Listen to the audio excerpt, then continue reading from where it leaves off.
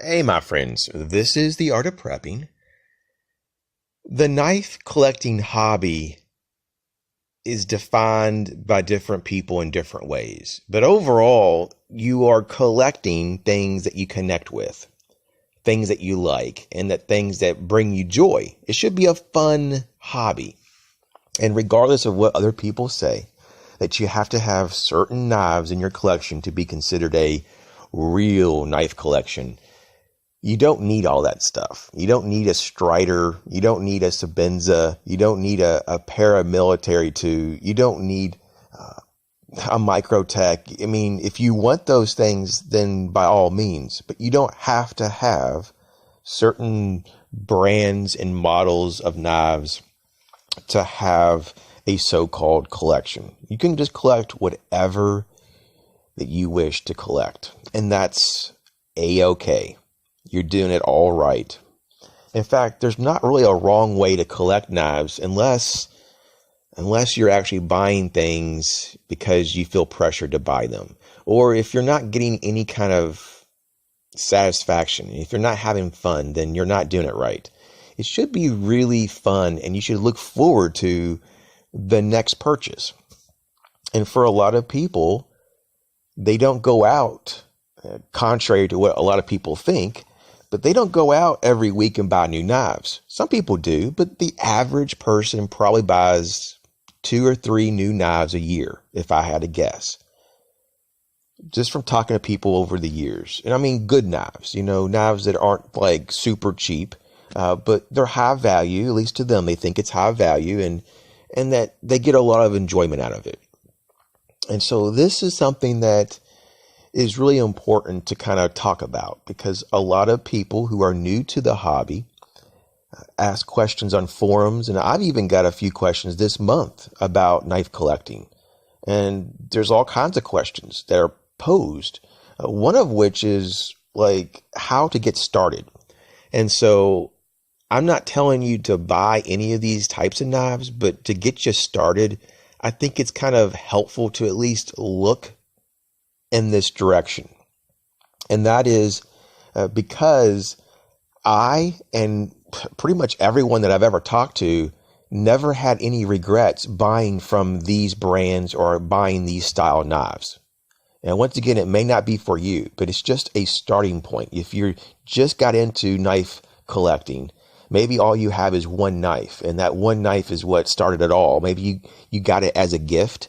Or I've known people who found a knife on the beach and they started to use the knife and they're like, wow, this is really a practical tool to have. I now understand why people carry knives.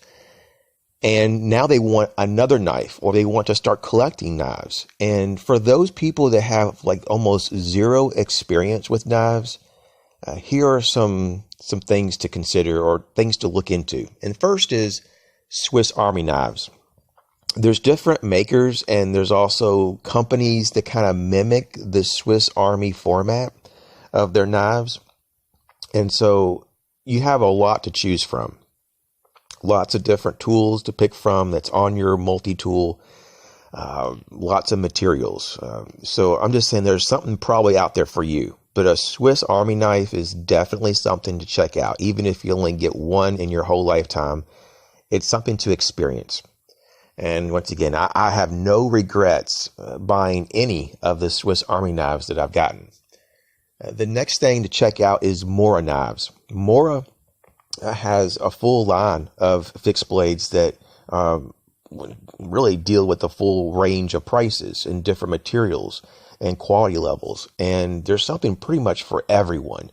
And I have a number of Mora knives, and I like them all, even the very, very budget built, models. I like them all. They're all very good for the money. Now, when it comes to Spyderco, I think that you should check them out. And I'm not trying to plug brands here. I'm just saying that there's a reason why Spyderco is so well respected, because not only just the quality, and for the most part, there's a pretty good value. The knives have been going up a little bit over time, but they have such a great array of options to pick from. They have so many different types of knives. Different materials, different sizes, different colors, different locking mechanisms, and it goes on and on and on and on. There's so much to pick from. And so you can find something. I guarantee it. There's something for you from Spyderco. And there's other companies too, like Buck Knives and Code Steel, possibly Kershaw, possibly CRKT that you may connect with. But I think that you'd be very happy starting out with looking at Swiss Army knives, Mora knives, and Spyderco knives. And also at some point down the road, step out of your comfort zone. So instead of just thinking about pocket knives that go in the pocket or clip on the pocket, or a belt sheath knife, that goes on the belt and, it's right there, you might want to consider other ways to carry knives. And I'll just give you one example, and that is neck carry. And when I bought my CRKT Minimalist a number of years ago, the first one, I have a whole collection of them now, I didn't really understand what the big deal was with neck carry. And when I found that knife, it totally all made sense. And I love carrying around the neck now because I found the knife that works for me. And in other ways, though, you may also find different styles of knives that you didn't think that you would connect with, but you do. You just don't have any experience with. So, for example, it could be a stiletto knife. It could be a balisong. It could be an automatic knife, a traditional knife, or a modern knife. There's so many different styles. And so unless sometimes you have experience with it, you really don't know what it's about. You can look at pictures of it. Pictures don't really tell you much, though. You can watch videos of people handling knives, but unless you handle them, you won't really know what it's about, once again. So you need to get physical experience with these knives. And that's going to be probably the biggest help. And there's nothing wrong with research. Research can sometimes help point you toward what you probably will like, but you won't really know if it's going to feel right in your hands unless you put it in your hands. There's been knives that I thought were awesome, only to have 3 and 4 hot spots on the handles. And I'm like, oh my gosh, I'm going to get blisters if I use this very long.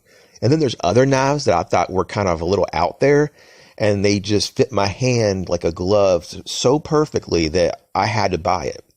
And then there's knives that don't look very good, but once again, they work really good. So sometimes if you just have a certain very particular purpose for that knife, sometimes it doesn't matter what it looks like. If it gets the job done, it gets the job done.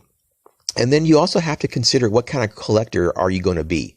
Are you going to be a user collector, or one of these guys that kind of has a bunch of safe queens, or that they just put their knives in display cases?